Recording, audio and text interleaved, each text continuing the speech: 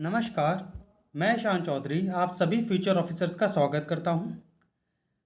60th BPSC परीक्षा को ध्यान में रखते हुए आज हम कुछ जीव विज्ञान के एमसीक्यू हल करेंगे। तो आइए हम शुरू करते हैं। प्रश्न नंबर 90 तक कल हम लोगों ने डिस्कस कर लिया था। उसी में आगे बढ़ते हुए प्रश्न नंबर 91 आप देख रहे हैं। प्रश्न नंबर 91 क्या पूछ रहा है कि who is known as father of histology. ऊतक विज्ञान के पिता के रूप में किसको जाना जाता है? तो ऑप्शन ए है लुईस पास्चर, ऑप्शन बी है थियोफ्रेटस, सी है कार्ल लिनस, डी है जेवियर बिचेट और ई है नन ऑफ द अबव या मोर देन वन। तो आप लोगों ने को पता होगा कि जो लुईस पास्चर हैं उन्होंने वैक्सीनेशन का जो प्रिंसिपल है या जो वैक्सीनेशन का जो सिद्धांत है उसको दिया था। हम लोगों ने पिछले कुछ वीडियो में लुईस पास्चर के बारे में डिस्कस किया था कि उनके वैक्सीनेशन का इन्होंने सिद्धांत के बारे में जो रेबीज़ होता है उसकी वैक्सीनेशन से शुरुआत की थी। ठीक है, तो इसमें पूछ रहा है हिस्टोलॉजी के बारे में, तो ऑप्शन ए होगा नहीं। ठीक है, ऑप्शन बी क्या कह रहा है? थियोफ्रेटस। थियोफ्रेटस को फादर ऑफ बॉटनी के रूप में जाना जाता है। ठीक है, तो देख लीजिएगा कि जो बॉटनी के जनक हैं वो कौन है? थियोफ्रेटस। तो ये भी नहीं होगा। सी ऑप्शन आपसे कह रहा है कार्ल लिनस। तो कार्ल लिनस का हमने देखा था कि कार्ल लिनस जो है इनको टैक्सोनॉमी के पिता के रूप में जाना जाता है। टैक्सोनॉमी क्या है कि जो बायोलॉजी है उसमें जो हम बायनोमियल नॉमनक्लेचर करते हैं, मतलब जैसे हमने एक पीछे जब डिस्कस किया था तब मेढक के बारे में पढ़ा था। मेढक का क्या नाम होता है? साइंटिफिक नेम होता है राना टिग्रीना। राना टिग्रीना। तो एक और एक दो बाइनोमियल हो गया, एक और दो, बाई मतलब दो। तो फादर ऑफ टैक्सोनॉमी कौन है? Carl Linnaeus. और आपसे पूछा जा रहा है फादर ऑफ हिस्टोलॉजी, तो जो जेवियर बिचार्ट हैं इनको बोला जाता है फादर ऑफ हिस्टोलॉजी। ये एक फ्रांसीसी वैज्ञानिक थे। ठीक है, तो इसका सही उत्तर क्या हो जाएगा? Option D. इसको याद रखिएगा। चलिए आगे बढ़ते हैं। प्रश्न नंबर 92 आपके सामने है। प्रश्न नंबर 92 आपसे क्या पूछ रहा है कि consider following statement for meristematic tissue. विभोजक ऊतक के निम्नलिखित कथनों पर विचार करिए। तो देख लेते हैं। अब जो प्लांट होता है या जो पादप होता है उसमें दो तरह के टिश्यू पाए जाते हैं। एक होता है मेरिस्टेमेटिक टिश्यू और एक होता है कॉम्प्लेक्स टिश्यू। या जो मेरिस्टेमेटिक टिश्यू है ये उस तरह के टिश्यू होते हैं जो कि किसी प्लांट में या जो है बढ़ते रहते हैं, मतलब जीवित होते हैं। और दूसरे होते हैं परमानेंट टिश्यू। परमानेंट टिश्यू ऐसे टिश्यू होते हैं जो मृत होते हैं। क्यों? क्योंकि उनका जो है जो आकार है वो बढ़ता नहीं। ठीक है, इसलिए उनको एक तरह से मृत कहा जाता है। पर उसमें अभी हम आगे देखेंगे जब हम परमानेंट टिश्यू की बात करेंगे कि वो है क्या। अभी मेरिस्टेमेटिक टिश्यू के बारे में देख लेते हैं। तो मेरिस्टेमेटिक टिश्यू ऐसे टिश्यू होते हैं जिनका आकार बढ़ता रहता है। ठीक है, तो अभी क्या कह रहा है? पहला ऑप्शन कह रहा है कि आमतौर पर पौधों के बढ़ते भागों में पाए जाते हैं। अब जो मेरिस्टेमेटिक टिश्यू है ऐसे हैं जिनका आकार बढ़ता रहता है, जीवित होते हैं। तो ये बात बिल्कुल सामान्य है कि ये जो पार्ट में बढ़ रहा है जहाँ वहाँ ही पाए जाएंगे। अब जो पेड़ है वो कहाँ से बढ़ता है? पेड़ बढ़ेगा या तो उसकी जो टहनियाँ वो बढ़ेंगी या जड़ें बढ़ेंगी।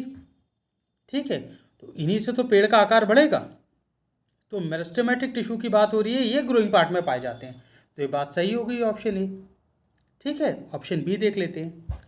ये ऐसे ऊतकों की कोशिकाओं में अंतरकोशीय स्थान नहीं होता। कहने का मतलब है कि जो इस तरह के टिश्यू होते हैं इनके बीच में इंटरसेलुलर स्पेस नहीं होता। ठीक है, अब कोई भी जो टिश्यू होता है वो क्या होता है भाई? कई सारे सेल का जो समूह होता है उनको टिश्यू कहा जाता है या ऊतक कहा जाता है। और अगर ये सारे सेल जो है मिलके कोई एक पर्टिकुलर काम कर रहे हैं तो ऐसा जो होगा समूह उसको हम टिश्यू के रूप में जानेंगे। ठीक है। अब ये वही बात कर रहा है कि ये इस तरह के जो मेरिस्टेमेटिक टिश्यू होते हैं, भाई ये एक सेल का समूह हो गया, तो इन सेल के समूहों में आपस में कोई स्पेस बहुत ज़्यादा नहीं होता, अंतर कोशिकीय स्थान नहीं होता, या इंटरसेलुलर स्पेस नहीं होता। तो क्या कहने का मतलब हुआ कि ये आपस में बड़े ही गुथे हुए रूप से मौजूद रहते हैं। ठीक है, तो ऑप्शन बी भी ठीक हो गया। ऑप्शन सी क्या कह रहा है कि कोशिकाओं में कम संख्या में रिक्तिकाएं पाई जाती हैं, जो वैक्यूल्स होते हैं वो इसमें कम होते हैं। हम लोगों ने जब सेल के बारे में पढ़ा था तो देखा था कि सेल के अंदर वैक्यूल्स होते हैं। ठीक है, और ये वैक्यूल क्या करते हैं, जिसमें पानी और खाना का भंडारण वैक्यूल्स में होता है। तो अब ये कह रहा है कि जो मेरिस्टेमेटिक टिश्यू के जो सेल होते हैं उसमें जो वैक्यूल है, ठीक है, या रिक्तिकाएं हैं, वो जो है उनकी संख्या कम होती है। और ये बात सही है, तो याद रखिएगा इस चीज़ को, ये फैक्ट है। ऑप्शन डी क्या कह रहा है कि ये takes part in rapid cell division, तीव्र कोशिका विभाजन में भाग लेता है। अभी हमने देखा कि जो मेरिस्टेमेटिक टिश्यू है ये आमतौर पर पौधे के बढ़ते हुए भागों में पाया जाता है। अब जब किसी पेड़ का कोई भाग बढ़ रहा है तो उसका क्या मतलब है, उसका भाई जो सेल है या कोशिका है, कोशिका का आकार नहीं बढ़ता, कोशिका की संख्या बढ़ती है। इस चीज़ को याद रखिएगा। कहीं पूछ ले कि अगर कोई बढ़ता हुआ भाग है तो उसमें क्या सेल बढ़ जाएगा, तो सेल कभी नहीं बढ़ता, सेल की संख्या बढ़ती है। और जब सेल की संख्या बढ़ेगी तो क्या होगा, जो टिश्यू है या जो ऊतक है उसका आकार बढ़ेगा। और अभी क्या कह रहा है कि रैपिड सेल डिवीजन, तो अगर सेल का विभाजन होगा, मान लीजिए सेल है, ये दो भागों में बट गया, एक ये सेल बन गया, एक ये हो गया, तो अब संख्या बढ़ गई इनकी, 1 से 2 हो गए। और जब ये सेल का विभाजन होगा तो ये नए सेल बनाएगा, नए सेल बनाएगा तो और ज़्यादा टिश्यू का आकार बढ़ेगा, और जब आकार बढ़ेगा तो पेड़ का भी आकार बढ़ेगा। वो ये बात कर रहा है, तो ऑप्शन डी हो जाएगा। सब चीज़ें आपस में लिंक हैं, तो थोड़ा जब इस आप आंसर को अटेम्प्ट करिएगा तो एक बार जो है मेरिस्टेमेटिक टिश्यू पे ध्यान दीजिएगा। ये चारों ही विशेषताएं किसकी है, मेरिस्टेमेटिक टिश्यू की। ठीक है, तो क्योंकि इसके चारों ऑप्शन सही है तो इसका सही उत्तर क्या हो जाएगा, ऑप्शन ई। ठीक है, तो चलिए आगे बढ़ते हैं। अब ये आपसे पूछ रहा है कि which of the following are type of meristematic tissue, निम्नलिखित में से कौन सी विभाज्योतक ऊतक के प्रकार हैं। तो अभी हमने देखा था कि पिछले प्रश्न में मेरिस्टेमेटिक टिश्यू क्या होता है, उसके कैरेक्टरिस्टिक हमने देख लिए थे। और मेरिस्टेमेटिक टिश्यू में जो सेल का विभाजन होता है वो उसकी प्रक्रिया मिटियोसिस के थ्रू होती है। इसको नोट कर लीजिएगा कि जो मिटियोसिस की प्रक्रिया होती है, मिटियोसिस, इस प्रक्रिया से सेल का विभाजन होता है मेरिस्टेमेटिक टिश्यू में। ठीक है, चलिए अब इसमें ऑप्शन क्या क्या दिए हुए मेरिस्टेमेटिक टिश्यू के प्रकार पूछ रहा है। पहला ऑप्शन कह रहा है एपिकल, दूसरा कह रहा है लेटरल, तीसरा कह रहा है इंटरकैलरी, चौथा कह रहा है पेरेन्कामा, और पांचवा आपका ऑप्शन दे रहा है उपरोक्त में से कोई नहीं है, एक से अधिक। तो आइए देखते हैं।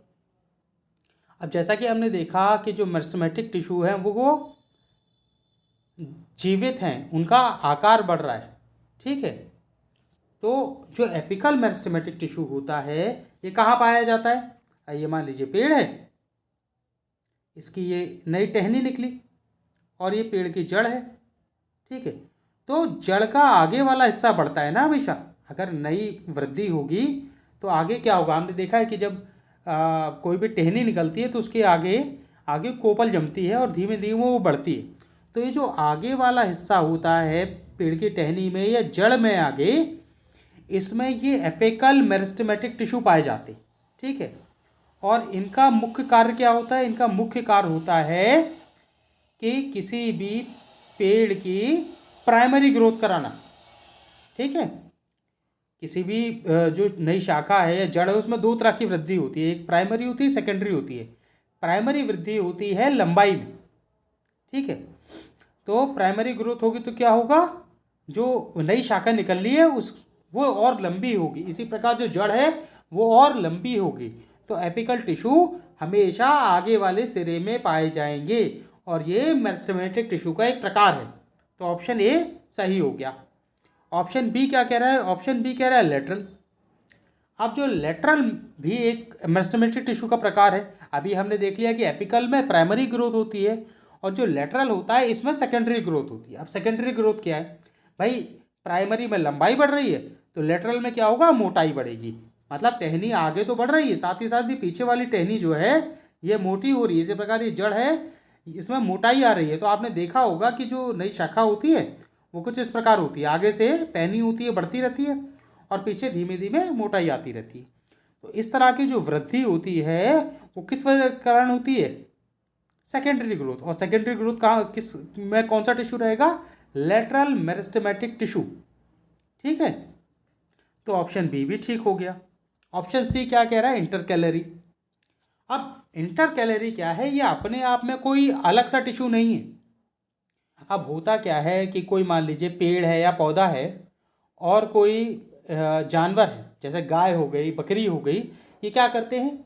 ये घास को खा लेते हैं या आगे से जो कोमल जो टहनियाँ हैं उनको खा लेते हैं। ठीक है, तो अब क्या होगा कि जब ये जो आगे का एपिकल मेरिस्टेमेटिक टिश्यू है उसको जो है भेड़, गाय, बकरी ने खा लिया, तो मान लीजिए ये ऐसा था, यहाँ से इसको काट दिया गया, खा गई बकरी, तो बचा ये। तो इंटरकैलरी क्या करेगी?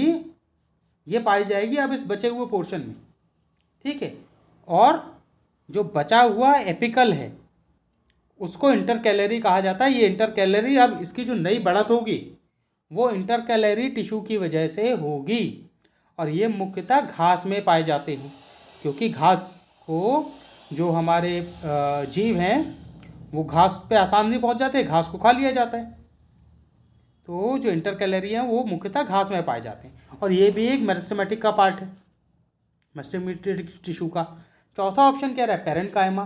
तो पैरेन्काइमा के बारे में आगे हम देखेंगे। पैरेन्काइमा आपका परमानेंट टिश्यू होता है। ठीक है, ये मेरिस्टेमेटिक का प्रकार नहीं है।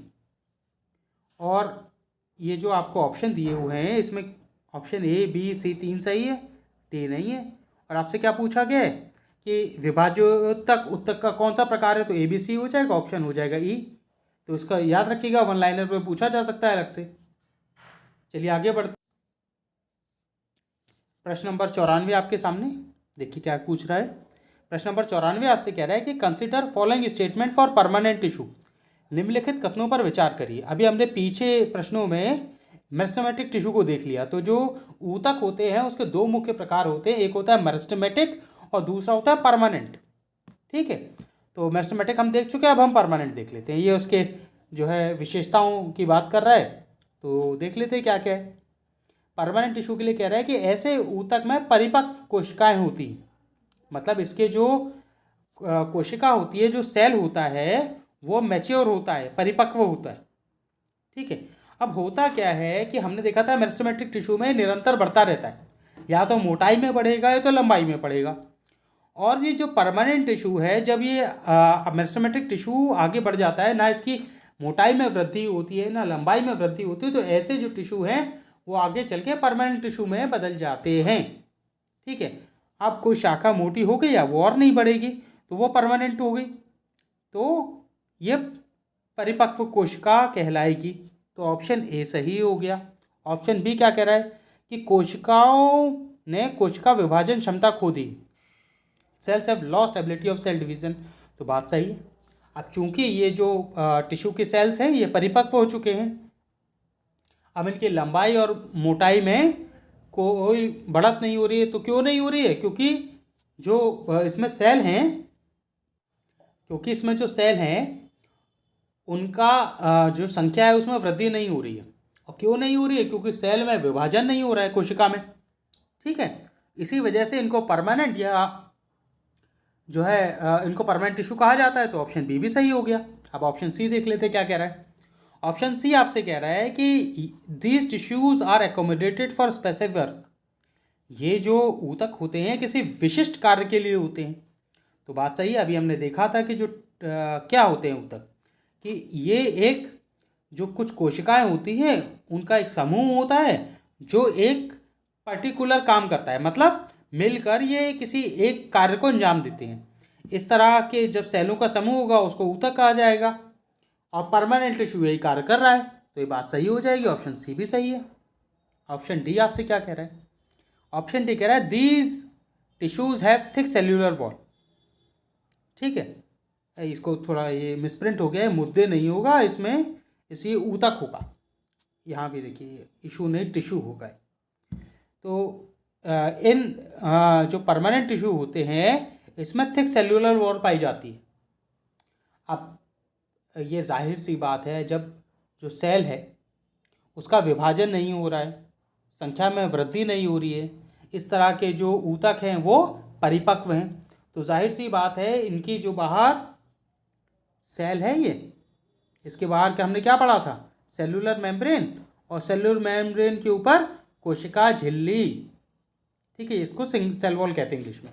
तो ये जो सेल वॉल होती है ये मेरिस्टेमेटिक टिश्यू के जो सेल होते हैं उनके मुकाबले मोटी होती है, और ये बात सही है। ठीक है, ये आपस में मिले जुले हैं, ध्यान रखिएगा ऐसे परमानेंट टिश्यू के कैरेक्टरिस्टिक। तो इसके कौन से ऑप्शन सही हो जाएंगे? ए बी सी डी चारों ही चूंकि ऑप्शन सही है, तो प्रश्न नंबर 94 का सही उत्तर हो जाएगा ऑप्शन ई। आशा करते हैं समझ में आ गया होगा। चलिए आगे बढ़ा जाए। बीपीएससी 67 और 68 के लिए मींस टेस्ट सीरीज़ हमारे यहाँ 2 अक्टूबर से जीएस के लिए शुरू हो गई है, और ऑप्शनल टेस्ट सीरीज़ जो है 1 अक्टूबर से शुरू की जा चुकी है। ऑप्शनल सब्जेक्ट आपके history, geography, PSIR, philosophy, LSW, home science और सोशियोलॉजी के लिए शुरू हो गए हैं, और अधिक जानकारी के लिए दिए गए नंबर पर आप जानकारी प्राप्त कर सकते हैं। प्रश्न नंबर 95 आपके सामने है। प्रश्न नंबर 95 आपसे क्या पूछ रहा है कि which of the following are types of simple tissue, निम्नलिखित में से कौन से साधारण ऊतक के प्रकार। तो अभी हमने देखा था कि जो मुख्यतः जो ऊतक होते हैं वो 2 प्रकार के होते हैं, मेरिस्टेमेटिक जिनको हम विभाजितीय कहते हैं, और एक होते हैं परमानेंट। जो परमानेंट टिश्यू हैं वो भी आगे चल के 2 तरह के में फिर विभाजित होते हैं, जिसमें से एक कहलाते हैं सिंपल टिश्यू या साधारण ऊतक, और एक कहलाते हैं कॉम्प्लेक्स ऊतक। तो ये किसकी बात कर रहा है? सिंपल टिश्यू की। तो जो साधारण ऊतक हैं उनके प्रकारों के बारे में पूछ रहा है कि कौन कौन से प्रकार होते हैं। अब आइए ये देख लेते हैं। ऑप्शन ए क्या कह रहा है? पैरेन्काइमा। ऑप्शन बी कह रहा है कॉलनकाइमा। ऑप्शन डी कह रहा है स्केलेरनकाइमा, और डी कह रहा है इंटरकैलरी, और ऑप्शन ई आपका क्या कह रहा है? उपरोक्त में से कोई नहीं है, एक से अधिक। तो आइए देख लेते हैं। जो इसका जो साधारण ऊतक है पैरेन्काइमा क्या?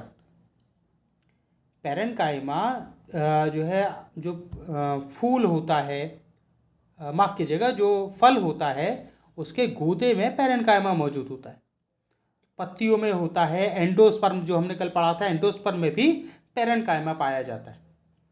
और इसका मुख्य काम क्या होता है? जो पेड़ जो अपना खाना बना रहा है, जो भोजन बना रहा है, उसका भंडारण करना, और जो सेल का प्रोटोप्लाज्म होता है उसमें भी पैरेन्काइमा होता है। ठीक है, इसका मुख्य काम क्या होता है? जैसे मान लीजिए जो सेल में क्लोरोप्लास्ट मौजूद होता है, अब क्लोरोप्लास्ट है तो फोटोसिंथेसिस होगा, तो ये सब जो समूह मिलके पैरेन्काइमा बना रहा है। मतलब कहने का मतलब है जो समूह है कोशिकाओं का वो एक किसी पर्टिकुलर फंक्शन को अंजाम दे रहा है। ठीक है, तो इस तरह का जो ऊतक होगा वो क्या कहलाएगा? पैरेन्काइमा। ठीक है, और ये सिंपल टिश्यू का प्रकार है। दूसरा कह रहा है कॉलनकाइमा। अब कॉलनकाइमा क्या है? तो कॉलनकाइमा क्या है कि किसी भी पेड़ में ये मैकेनिकल टिश्यू, एक तरह का मैकेनिकल टिश्यू का मतलब है कि एक तरह का सहारा देते हैं। सहारे का क्या मतलब हो गया? आपने देखा होगा कि जो नई टहनी होती है वो मुलायम होती है, और जैसे जैसे वो टहनी पुरानी हो जाती है उसका रंग भूरा हो जाता है और वो थोड़ी कठोर हो जाती है। तो यह जो कठोरता है इसमें, ये कॉलनकाइमा की वजह से आती है। अब होता क्या है कि जो सेल्यूलोज होता है, सेल्यूलोज फाइबर, उसकी में मोटाई बढ़ने की वजह से क्यों होती है मोटाई? सेल्यूलोज की मोटाई बढ़ जाएगी तो ये कॉलनकाइमा कहलाएगा। ठीक है, और ये क्या करेगा? जो आपकी टहनियाँ हैं उसमें आपकी मजबूती प्रदान करेगा या कठोरता देगा, तो उससे टहनी आसानी से टूटेगी नहीं। ठीक है, तो कॉलन कायमा हो गया सिंपल टिश्यू का प्रकार। तीसरा कह रहा है स्केलन कायमा। अब स्केलन कायमा क्या है कि अगर जो सेल वॉल है या कोशिका की जो झिल्ली है उसकी जब मोटाई बढ़ जाएगी तो ये भी एक तरह की कठोरता देगा या मैकेनिकल सपोर्ट प्रोवाइड करेगा। अब ये कहाँ पाए जाते हैं? जो बीज होता है, बीज के ऊपर की जो सतह होती है वो कठोर होती, तो बीज के ऊपर की जो सतह है वो स्केलेरन कायमा होती है। इस चीज़ को याद रखिएगा, पूछा जा सकता है कि जो बीज की ऊपरी जो कठोर सतह होती है उसमें कौन सा ऊतक होता है, कौन सा टिश्यू होता है, तो कौन सा टिश्यू होता है उसमें? स्केलेरन कायमा। तो जो साधारण ऊतक होते हैं उसके प्रकार कौन कौन से हमने देखे? पेलन कायमा, कॉलन कायमा, स्केलेरन कायमा। ठीक है, और ये जो इंटर कैलरी है ये साधारण ऊतक का प्रकार नहीं होता, इसको अभी हम आगे देखेंगे। इंटर कैलरी जो है ये हमने अभी पीछे देखा था, मेरिस्टेमेटिक टिश्यू का प्रकार है। जब भेड़ बकरी घास को खा जाती है एपिकल को, तो जो बचता है वो इंटर कैलरी है, जो उसमें पुनः जो है सेल का विभाजन होता है और वो बढ़ने लगता है। ठीक है, तो ऑप्शन ए बी सी सही हो जाएंगे और प्रश्न नंबर 95 का सही उत्तर क्या हो जाएगा? Option E. ठीक है, चलिए आगे बढ़ा जाए। प्रश्न नंबर 96 आपसे क्या कह रहा है? The main component of xylem are, xylem के मुख्य घटक है। तो आइए पहले समझ लेते हैं कि जाइलम क्या होता है। अभी जैसे हमने बात की थी कि दो प्रकार के परमानेंट टिश्यू होते हैं, एक होते हैं साधारण, एक होते हैं कॉम्प्लेक्स, सिंपल या कॉम्प्लेक्स। तो सिंपल हमने देख लिए, सिंपल में आ गए आपके पेरेन्काइमा, कॉलन कायमा, स्केलन कायमा। और ये जो आपके कॉम्प्लेक्स ऊतक होते हैं या कॉम्प्लेक्स टिश्यू होते हैं उसमें क्या होता है? उसके दो प्रकार हो गए, एक हो गया जाइलम और एक हो गया फ्लोएम। ठीक है, तो जाइलम के बारे में बात कर लेते हैं, फ्लोएम की आगे बात। जाइलम एक प्रकार का जटिल ऊतक है या कॉम्प्लेक्स टिश्यू कह सकते हैं। इसका और मुख्य कार्य क्या है? जो जड़ों से पानी सोख रही है, जड़ किससे? मिट्टी से, उनको पूरे पेड़ में पहुंचाने का कार्य जिस माध्यम से किया जाता है वो जाइलम के थ्रू होता है। ठीक है, जो जाइलम ऊतक होता है उसके थ्रू होता है।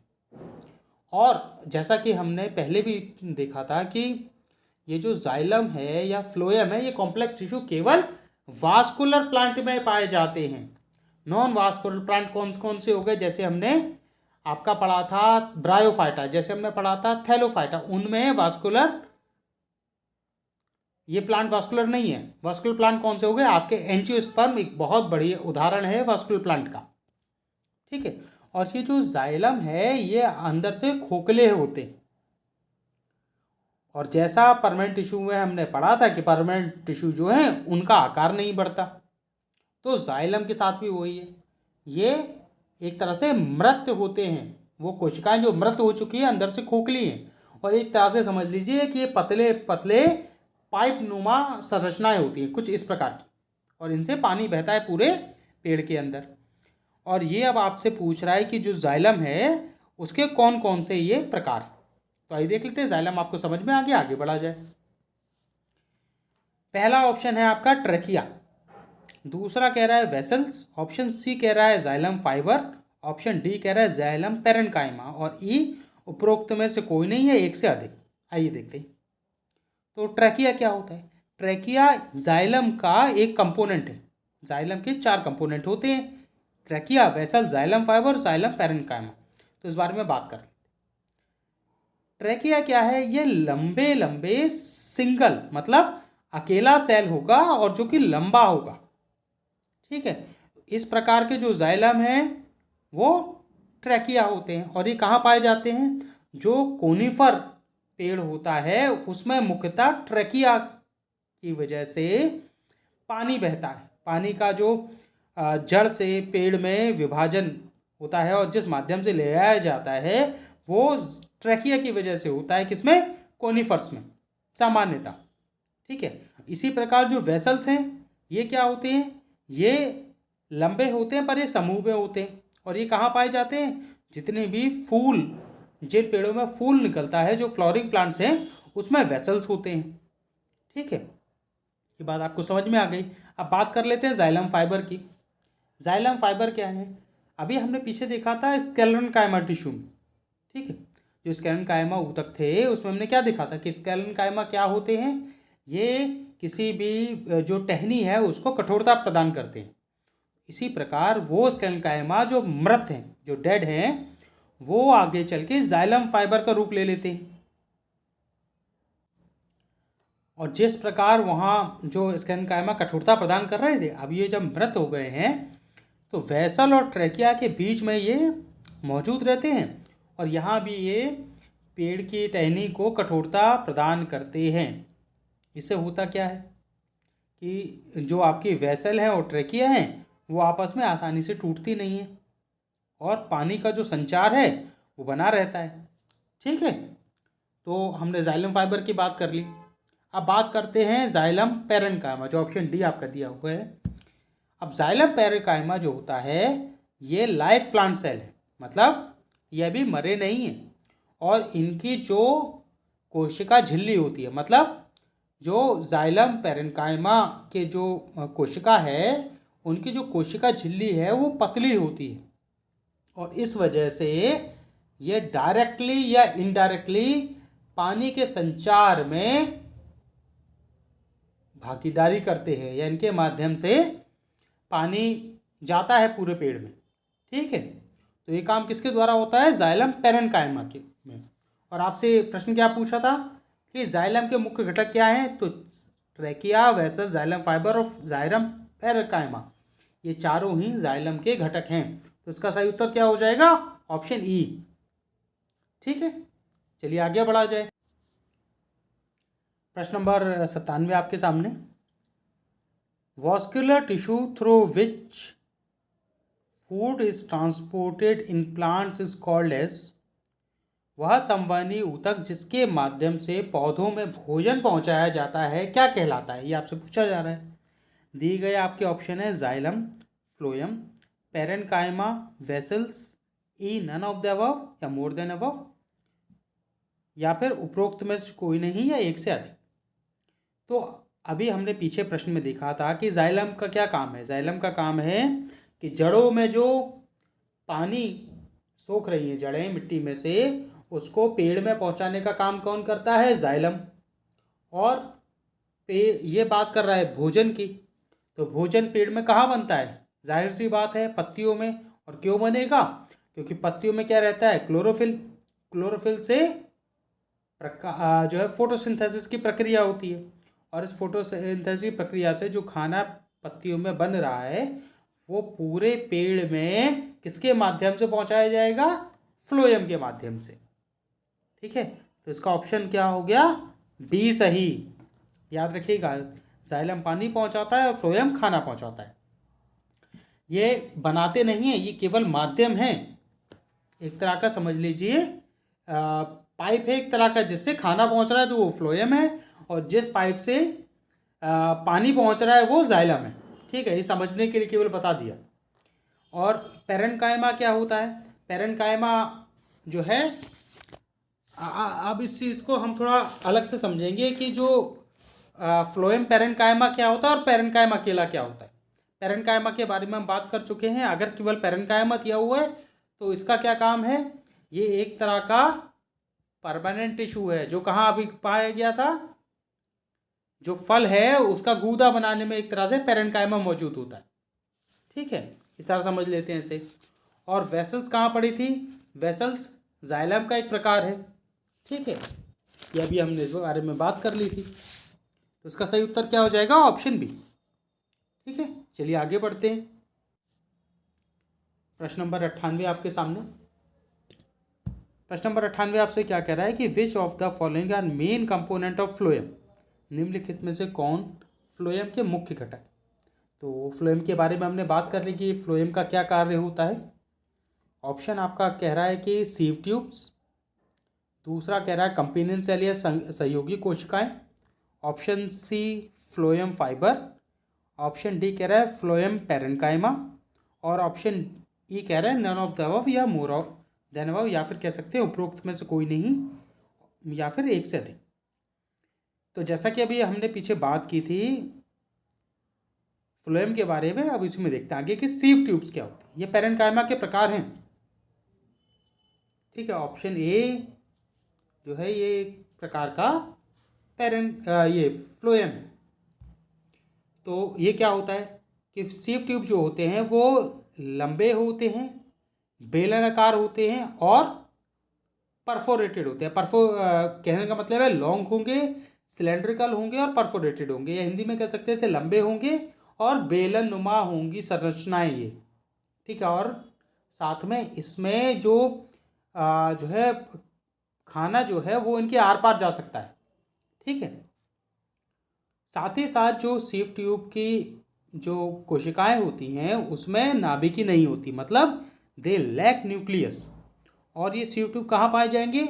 वो सारे पेड़ पौधे जिसमें फूल आते हैं, जो फ्लावरिंग प्लांट्स हैं उसमें सीव ट्यूब पाई जाती हैं खाना पहुंचाने के लिए, ठीक है। तो ऑप्शन ए हो गया सही। सीव ट्यूब हमने समझ लिया। अब बात करते हैं कंपेनियन सेल की या सहयोगी कोशिकाओं की। अब ये क्या होती हैं? ये जो कंपेनियन सेल है या सहयोगी कोशिकाएं हैं ये सीव ट्यूब की मदद करती हैं, ठीक है। और जो ग्लूकोज पत्तियों में बन रहा है उसको सीव ट्यूब में एक तरह से लोडिंग और अनलोडिंग का काम में मदद कौन करता है? Companion cell. जैसा कि नाम से जाहिर हो रहा है कि सहयोगी कोशिकाएं, तो किसका सहयोग कर रही है? सीव ट्यूब्स का, ठीक है। ये भी फ्लोएम का ही प्रकार है। प्रकार का कहने मतलब है कंपोनेंट है या घटक है, इसको याद रखिएगा। ऑप्शन सी क्या कह रहा है? Phloem fibre. अब ये फ्लोएम फाइबर क्या है? जैसा नाम से जाहिर हो रहा है फ्लोएम फाइबर है तो फ्लोएम का घटक तो होगा ही। अब इसको समझ लेते हैं फ्लोएम फाइबर है क्या।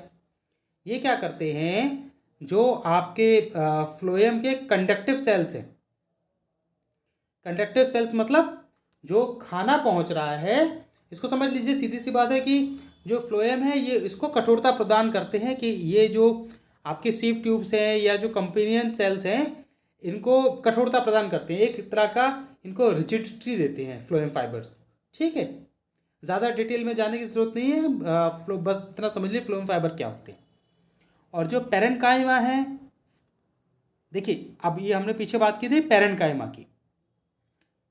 पैरेन्काइमा सिंपल होते हैं, ठीक है। सिंपल जो टिश्यूज़ होते हैं परमानेंट वो पैरेन्काइमा है। और अगर ये फ्लोएम पैरेन्काइमा है तो ये क्या हो गया? एक तरह का कॉम्प्लेक्स जो है परमानेंट टिश्यू हो गया, ठीक है।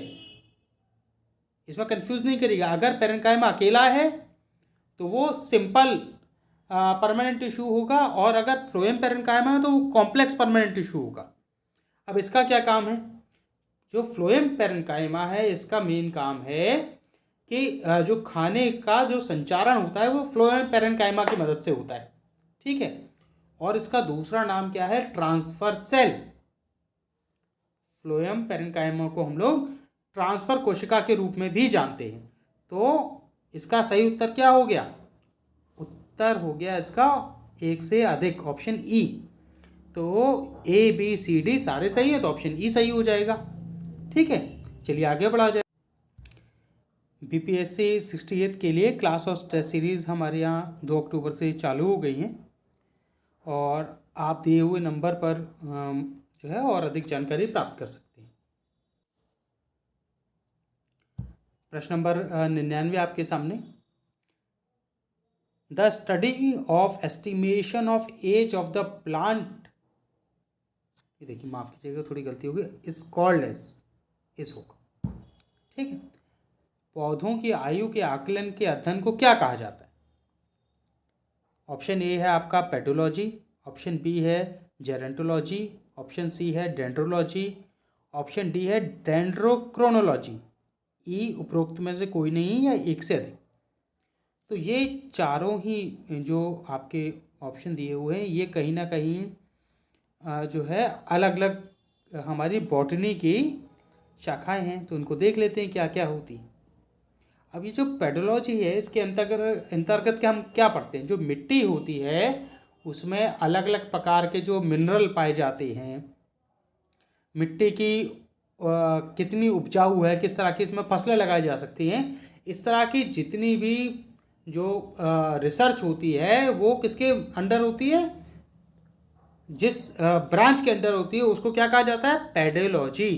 तो पेडोलॉजी अगर आ जाएगा तो ये मिट्टी से जुड़ा हुआ है। ठीक है। दूसरा ऑप्शन क्या कह रहा है, जर्नेटोलॉजी। अब ये जर्नेटोलॉजी क्या है, जर्नेटोलॉजी जो है ये देखती है कि जो जंतु है ना, कोई भी एनिमल है, उसकी जो बढ़ती हुई उम्र है उसके बारे में जो बायोलॉजिकल एस्पेक्ट होता है या उसके बारे में जो स्टडी की जाती है वो आपकी जर्नेटोलॉजी के अंडर आती है। ठीक है। तो एक बार ये प्रीवियस ईयर में डायरेक्ट पूछा गया था कि जर्नेटोलॉजी क्या होता है, तो उसको याद रखिएगा। ठीक है। ऑप्शन सी आपसे क्या कह रहा है, डेंड्रोलॉजी। तो देखिए डेंड्रोलॉजी और डेंड्रोक्रोनोलॉजी में काफ़ी फ़र्क है, कंफ्यूज मत हो जाइएगा। डेंड्रोलॉजी क्या है, डेंड्रोलॉजी है इस डेंड्रोलॉजी के अंदर हम लोग पेड़ों के बारे में आप मोटा मोटा समझ लीजिए कि पेड़ों के बारे में जिस ब्रांच में पढ़ा जाता है वो ये बॉटनी की ब्रांच है, जो पेड़ हो गया और झाड़ियाँ, ट्रीज और शब्स के बारे में डेंड्रोलॉजी के अंडर पढ़ा जाता है। और जो डेंड्रोक्रोनोलॉजी, इसके अंडर पौधों की आयु के आकलन के अध्ययन को किया जाता है। तो ऑप्शन क्या सही हो गया, ऑप्शन डी। अब देखिए समझते हैं इसे। जो क्रोनो होता है, क्रोनो का मतलब होता है समय। ठीक है। तो जो उसका शाब्दिक अर्थ है वो होगा समय, या जो हम लोग इंग्लिश में कहते हैं टाइमलाइन। क्रोनोलॉजी जो बात आती है वो कहीं ना कहीं समय से बात कर रही है, और डेंड्रो जो है वो पौधों की आयु से या पौधों के बारे में बात कर रहा है। तो इसको ऐसे भी समझा जा सकता है। ठीक है। फिलहाल इसका सही उत्तर ऑप्शन डी हो गया। चलिए आगे बढ़ा जाए। प्रश्न नंबर 100 आपके सामने। देखिए क्या कह रहा है कि the husk of coconut is made of.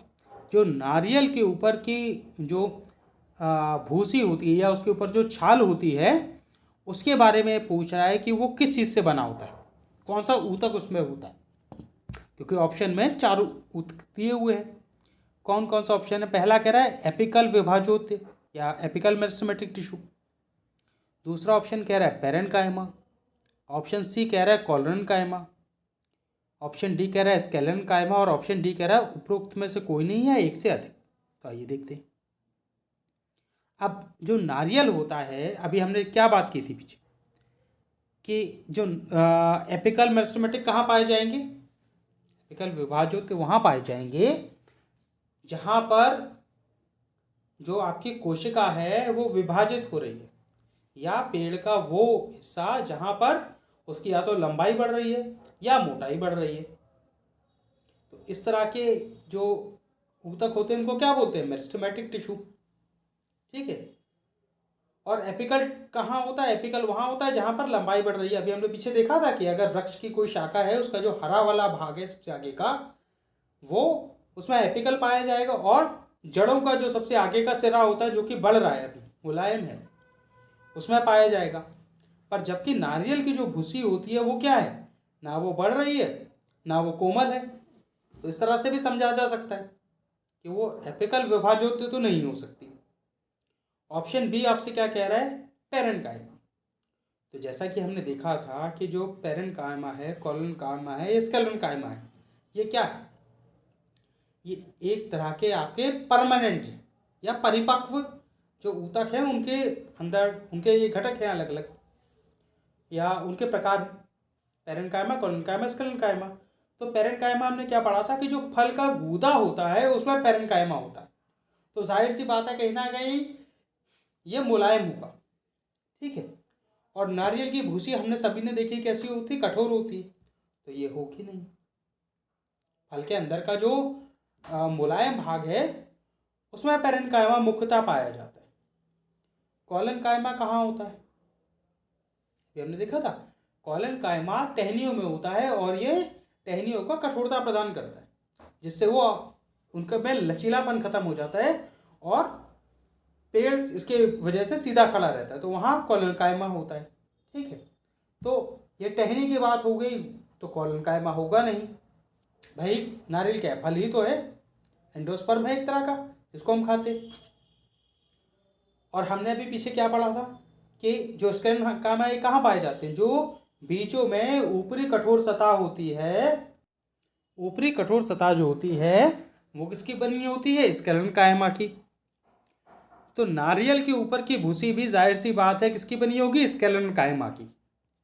ठीक है, एक बार आप थोड़ा ऊतक को समझ लीजिए, उसके बाद नारियल आ जाए चाहे आम आ जाए या कुछ भी आ जाए, उसमें आप आगे चल के गलती नहीं करेंगे। तो रटने की क्वेश्चन है, इसको समझने की कोशिश करिएगा कि ये है क्या, क्योंकि आपके एग्जाम में केवल यही सवाल नहीं आएगा, कुछ भी आ सकता है, तो इनको थोड़ा समझिएगा। चलिए आगे बढ़ते हैं। प्रश्न नंबर 101 आपके सामने कि which of the following statement is incorrect, निम्नलिखित में से कौन सा कथन गलत है। ऑप्शन ए आपका क्या कह रहा है, there is no demarcation of dividing and non dividing regions in animal, जानवरों में विभाजित और गैर विभाजित क्षेत्रों का कोई सीमांकन नहीं होता। और आपसे क्या पूछ रहा है, इनकरेक्ट। ठीक है, ध्यान रखिएगा कि गलत पूछा जा रहा है, सही नहीं। तो ये जो ऑप्शन ए है ये आपका सही है। ठीक है, जो जानवर होते हैं उसमें जो मृत हैं, माफ़ कीजिएगा, जो विभाजित और गैर विभाजित क्षेत्र हैं उनमें कोई भिन्नता नहीं होती। ठीक है, उसी की बात कर रहा है, तो ये बात सही है। दूसरा आपका ऑप्शन क्या कह रहा है भी कि some tissues in plant divide throughout their life span, पौधों में कुछ ऊतक अपने पूरे जीवन काल में विभाजित होते हैं। अभी हमने पीछे पढ़ा था कि आपके जो सिंपल टिश्यूज होते हैं, जो आपके मेरिस्टेमेटिक टिश्यू होते हैं, जो विभाजित ऊतक होते हैं, वो क्या करते हैं, वो अपने जीवन काल में, पूरे जीवन काल में विभाजित होते रहते हैं, तभी तो विभाजित ही हैं। तो ये बात भी सही हो गई। ठीक है, ऑप्शन सी आपसे क्या कह रहा है, ऑप्शन सी कह रहा है कि animals have more dead tissues as compare to plants, जंतुओं में पौधों की तुलना में अधिक मृत ऊतक होते हैं। तो ये बात सही है, एज ए फैक्ट है, इसको याद रखिएगा कि समझाने वाला कुछ है नहीं इसमें, कि जंतुओं में पौधे की तुलना में अधिक मृत ऊतक होते हैं। ठीक है, अब कारण क्या है कि जो आपका पेड़ होता है उसमें टिश्यूज जो हैं या ऊतक हैं या सेल हैं वो अपने आप में दोबारा जो है बड़ी जल्दी बन जाते हैं, जबकि जानवरों में ये नहीं होती प्रवृत्ति। ठीक है, उनके जो टिश्यू होते हैं वो अपने आप इतनी जल्दी नहीं बनते, एक बार ख़त्म हो गए अगर तो वो नहीं बनेंगे, जबकि जो पेड़ पौधे होते हैं उसमें ऊतक जो होते हैं वो जल्दी बन जाते हैं। तो ये बात सही है। ठीक है, ऑप्शन सी भी सही हो गया। ऑप्शन डी आपका क्या कह रहा है कि cells in animal are more uniform as compare to plant, जंतुओं में जो कोशिकाएं हैं वो पौधों की तुलना में अधिक एक समान होती हैं। अब बताइए आप, अगर आप कोई पेड़ देखते हैं तो पेड़ की शाखाएं आपस में ज़्यादा एक समान होती हैं, या किसी जानवर के कान और पूंछ एक समान ज़्यादा होगी। ठीक है, तो उसी चीज़ से आप अंदाज़ा लगा सकते हैं कि ये जो उत्तर है ये गलत है, ऑप्शन डी जो, इसको समझते हैं भाई। जो आपके पौधे होते हैं उसकी जो कोशिकाएं वो ज़्यादा अधिक एक समान होती हैं बजाय जंतुओं के, तो ये उल्टा हो गया और आपसे गलत पूछा जा रहा है। तो इसका सही उत्तर क्या हो जाएगा, option D. A B C तीनों जो दिए हुए आपके स्टेटमेंट हैं या कथन है तीनों सही है, ऑप्शन डी गलत है और गलती आपसे पूछा गया। ठीक है, तो इसका सही उत्तर हो जाएगा ऑप्शन डी। चलिए आगे बढ़ा जाए। प्रश्न नंबर 102 आपके सामने ये कह रहा है कि 2 slides of plant tissues parenchyma and sclerenchyma are shown to you, you can identify sclerenchyma by. इनका कहना है कि मान लीजिए 2 स्लाइड हैं, आपने देखा होगा जब हम लोग लैब में जाते हैं तो इस प्रकार की कांच की स्लाइड्स रहती है वहाँ पर। उसी क्या कह रहा है कि 2 स्लाइड हैं, एक पर पेरेन्काइमा रखा हुआ है और दूसरे पर स्केलेन्काइमा आपका रखा हुआ है। अब आपको ये देखना है कि दोनों में से कौन सा पेरेन्काइमा है माफ़ कीजिएगा, आपको ये पहचानना है कि इनमें से स्केलन कायमा कौन सा है। तो आप कैसे उनको पहचानेंगे, तो इसमें ये 4 ऑप्शन आपके दिए हुए हैं, इनको हम पढ़ लेते हैं। वो कुल मिला के जो है ये आपसे ये पूछ रहा है कि जो है इसमें क्या फ़र्क है, कि लोकेशन ऑफ न्यूक्लियस नाभिकी का स्थान, पोजीशन ऑफ न्यूक्लियस नाभिकी की स्थिति, साइज ऑफ न्यूक्लियस या सेल का आकार, D thickness of cell wall, cell की मोटाई, E none of the above या मोर देन अबव। आइए इसको समझते हैं। तो हमने पीछे देखा था कि पैरेन्काइमा और स्केलेन्काइमा दोनों ही एक तरह के परिपक्व जो है ऊतक है या परमानेंट टिश्यू के पार्ट है। जो आपके सिंपल परमानेंट टिश्यू है उनके पार्ट। और हमने ये भी देखा था कि जो पैरेन्काइमा होता है वो कहाँ मौजूद रहता है, फल के गूदे में, और जो स्केलेन्काइमा है वो मुख्यतः बीज के ऊपर जो है कठोरता प्रदान करने के लिए इस्तेमाल होता है। तो अभी कह रहा है कि उनके जो न्यूक्लियस है उसमें फ़र्क होगा, तो ऐसा नहीं है ना। जो उनका नाभिकीय, ना तो उनके स्थान में कोई फ़र्क होगा ना उनकी स्थिति में कोई फ़र्क होगा। फ़र्क अगर कहीं होगा तो जो सेल हैं उनमें उनके आकार हो। ठीक है, तो ये फैक्ट है, इसको याद रखिएगा। क्वेश्चन काफ़ी अच्छा है कि जो सेल होगा स्केलेन्काइमा का और पैरेन्काइमा का, भाई क्या है, जो सेल है या कोशिकाएं उनके समूह को ही तो ऊतक कहते हैं। इसी प्रकार जो पैरेन्काइमा के जो जो है कोशिकाएं होंगी उनका जो समूह होगा वो अलग होगा, जो स्केलेन्काइमा के जो कोशिकाएं उनका समूह अलग होगा। और इसको हम पहचाने कैसे, सेल के आकारों से। सेल के आकार का मतलब है हो सकता है वो थोड़े लंबे हों, एक तरफ वो थोड़े गोल हों। ठीक है, तो एज ए फैक्ट की तरह याद रखिएगा, बहुत ज़्यादा डिटेल में इसमें नहीं पूछा जाएगा, ना ही जानने की ज़रूरत है। ठीक है, चलिए आगे बढ़ा जाए। बीपीएससी 67 और 68 के लिए means optional course history, geography, PSIR, philosophy, LSW, home science और सोशलॉजी के लिए 2 अक्टूबर से शुरू हो गए हैं। और आप लोग अधिक जानकारी के लिए दिए गए नंबर पर बात कर सकते हैं। प्रश्न नंबर 103 आपके सामने क्या कह रहा है प्रश्न, कि in aquatic plants large air cavities are present in parenchyma, this is called as. इसका कहना है कि जो जलीय पौधे में जो पैरेन्काइमा में वायु की गुहाएं मौजूद होती हैं उनको क्या कहा जाता है।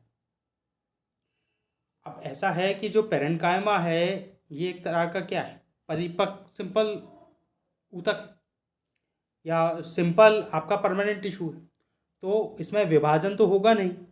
ठीक है, अब ये कह रहा है तो जब विभाजन नहीं होगा तो जो इसमें कोशिकाओं का समूह होगा इस ऊतक में, उनके बीच में जो जगह होती है, ठीक है, हमने ये पढ़ा था कि हमारे जो मेरिस्टेमेटिक ऊतक हैं या आपके जो विभाजित ऊतक हैं उनके बीच में जो आपसी जगह होती है उनकी कोशिकाओं में वो कम होती है, जबकि जो आपके परिपक्व ऊतक होते हैं उसमें जगह मौजूद होती है। वही आपसे पूछ रहा है कि जो जलीय पौधे होते हैं उनके बीच में जो जगह होती है उसको क्या कहा जाता है।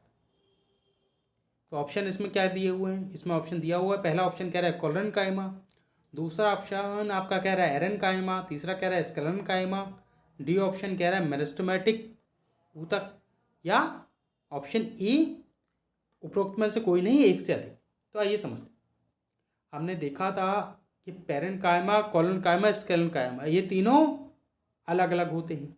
ठीक है, और ये पैरेन्काइमा के बारे में पूछ रहा है तो अगर हम इसको डायरेक्ट देखें तो कोलोरेन्काइमा हो नहीं सकता। ठीक है, स्क्लेरेन्काइमा हो नहीं सकता। क्यों, स्क्लेरेन्काइमा कोलोरेन्काइमा दोनों अलग अलग प्रकार हैं, और चूंकि पैरेन्काइमा क्या है, परिपक्व ऊतक है, तो मेरिस्टेमेटिक भी नहीं हो सकता। ऑप्शन क्या बचा, एरेन्काइमा, और यही सही उत्तर है इसका। ठीक है, तो इस तरह से भी समझा जा सकता है। दूसरा तरीका ये है कि इसको ऐसे भी समझ सकते हैं कि जो उनके बीच में जगह है उसमें एयर भर जाती है तो वो एरेन्काइमा है। कुछ ना कुछ इसमें सुनने में एक जैसा लग रहा है, और ये एक फैक्ट है, इसको आप एज ए फैक्ट याद रखिएगा। ठीक है, चलिए आगे बढ़ा जाए। प्रश्न नंबर 104 आपके सामने। Outermost layer of cells in plants is called. पौधों में कोशिकाओं की सबसे बाहरी परत क्या कहलाती? ऑप्शन आपके क्या कह रहे हैं? क्या ये थिक वॉल या मोटी झिल्ली कहलाती है? क्या ये लिग्निन कहलाती है? क्या ये स्ट्रोमा कहलाती है? क्या ये एपिडर्मिस कहलाती है? या फिर उपरोक्त में से कोई नहीं या एक से अधिक? तो यही समझते। अब जो बाहरी झिल्ली है प्लांट में की जो कोशिका है उसको क्या कहा जाता है? Thick walls. तो देखिए, अगर आप देखेंगे, पहले हम समझते हैं कि लिग्निन क्या होता है। जो सेल, ये मान लीजिए कोशिका है, कोशिका झिल्ली जो रहती है उसमें क्या है कि उसको जो बाहर से चीज़ें आ रही उनको रोकने के लिए एक पदार्थ जो है वो सेल वॉल में मौजूद रहता है, जिसको हम लिग्निन कहते हैं। ठीक है, तो इसको इतना मोटा मोटा समझ लीजिए कि लिग्निन जो है वो सेल वॉल में मौजूद रहता है, या जो आपकी कोशिका की झिल्ली है पेड़ों में उसमें लिग्निन मौजूद रहता है। तो अब चूंकि उसमें मौजूद रहता है तो पूरी परत को लिग्निन तो नहीं कह सकते। स्ट्रोमा देख लेते हैं। स्ट्रोमा क्या होता है? जो हमने पढ़ा था कि क्लोरोप्लास्ट जो होता है वो पत्तियों में मौजूद होता है मुख्यतः या सामान्यतः। तो स्ट्रोमा जो है ये एक तरह का पारदर्शी या कलरलेस फ्लूइड होता है जो क्लोरोप्लास्ट के साथ मौजूद होता है। ठीक है, उसको स्ट्रोमा कहते हैं। और ये बात कर रहा है किसकी? कोशिका झिल्ली की। तो ये होगा नहीं। ऑप्शन डी क्या कह रहा है? एपिडर्मिस। तो इसका सही उत्तर हालांकि ऑप्शन डी है, एपिडर्मिस। तो जो एपी होता है इसका शाब्दिक अर्थ ही है बाहरी। ठीक है, और डर्मिस का मतलब होता है स्किन, सतह। तो बाहरी सतह क्या हो गई? एपिडर्मिस। यही इसका सही उत्तर। तो अगर आ जाए अभी जब हम जो है ह्यूमन टिश्यू के बारे में पढ़ेंगे तब एपिडर्मिस की बात करेंगे कि जो हमारी त्वचा होती है उसमें भी एपिडर्मिस जो है जो टिश्यूज़ हैं वो मौजूद रहती हैं। ठीक है, तो इसका सही उत्तर हो जाएगा ऑप्शन डी। चलिए, प्रश्न नंबर 105 आपके सामने। अभी एपिडर्मिस के बारे में हमने पीछे प्रश्न में देखा था। यहाँ कह रहा है कि epidermis with thick waxy coating on its outer surface are found in. Epidermis क्या होता है? बाहरी सतह जो है वो पर, उस पर अगर मोटी मोम की कोटिंग होती है, इस तरह के जो पेड़ हैं वो कहाँ पाए जाते हैं? क्या वो जो जलीय पौधे हैं उसमें पाए जाते हैं, या देवदार का जो पेड़ है उसमें पाए जाते हैं, जो स्थलीय पौधे होते हैं उसमें पाए जाते हैं, या रेगिस्तानी पौधे होते हैं उसमें पाए जाते हैं? तो इसको समझते हैं कि जो ये मोम की कोटिंग होती है या वैक्स की कोटिंग होती है, इसकी ज़रूरत क्या है? इसकी मुख्यतः ज़रूरत इसलिए होती है कि जो पेड़ में पानी है वो सूरज की गर्मी से जो है वो उड़ ना जाए, पेड़ में ही बचा रहे। अगर ऊपर मोमी त्वचा होगी या खुरदुरी त्वचा होगी तो उसमें सूरज की गर्मी उसको बहुत जल्दी तपा देगी। पर अगर वो वैक्सी कोटिंग है या मोमी कोटिंग है तो सूर्य उसको की गर्मी से वो उतनी जल्दी गर्म नहीं होगा। तो पानी जो है जो पेड़ में मौजूद है वो जल्दी से वेपराइज नहीं होगा। ठीक है, हवा में जल्दी से जाएगा नहीं। और इस तरह की स्थिति कहाँ होगी कि जहाँ पर सूरज की गर्मी बहुत ज़्यादा पड़ रही है और पानी का संरक्षण पेड़ को करना पड़ रहा है। तो इस तरह की कहाँ होगा? जलियों में तो होगा नहीं, वहाँ तो भाई पानी की कोई कमी नहीं है। अब देवदार के पेड़ पाए जाते हैं पहाड़ों पर। अब जब पहाड़ों पर पाए जाते हैं तो वहाँ सूरज की गर्मी ही नहीं होती, तो ऑप्शन बी भी नहीं होगा। बात कर रहा है टेरेस्ट्रियल प्लांट की या स्थलीय पौधों की। तो स्थलीय पौधों में पूरे हर तरह के स्थल के पौधे आ गए। ठीक है, या सामान्यतः आप ऐसा समझ लीजिए कि स्थलीय पौधे उस जगह की बात हो रही है, ऐसी जगह जहाँ पर पानी और सूर्य की गर्मी प्रचुर मात्रा में उपलब्ध है। ना तो बहुत ज़्यादा गर्मी है, ना तो बहुत ज़्यादा सर्दी है, ना बहुत ज़्यादा पानी है, ना बहुत ज़्यादा सूखा है। इस तरह के जो पेड़ पौधे होते हैं उनको हम लोग मुख्यतः स्थलीय पौधे कहते हैं। ठीक है, और रेगिस्तानी पौधे ऐसी जगह है जहाँ पर पानी की बहुत ज़्यादा कमी है, सूरज की बहुत ज़्यादा गर्मी पड़ती है, तो ऐसी जगह पर जो पेड़ या पौधे होंगे उनको जल के संरक्षण करने की ज़रूरत है। ठीक है, तो आपने देखा होगा जो कैक्टस का पौधा होता है उसका जो तना होता है उस पर मोमी कोटिंग होती है, वैक्सी कोटिंग होती है। अगर आप हाथ लगाएंगे तो आप ये चीज़ पाएंगे। तो इसका सही उत्तर क्या हो जाएगा? Option D. ठीक है, तो आगे बढ़ते हैं। 67 और 68 बीपीएससी मेंस के लिए हमारे 3 अक्टूबर से क्लासेस शुरू हो गई हैं और जनवरी में जो 68 बीपीएससी का प्रिलिमिनरी टेस्ट होना है उसके लिए 2 अक्टूबर से हमारे यहाँ बैच शुरू हो चुका है। धन्यवाद।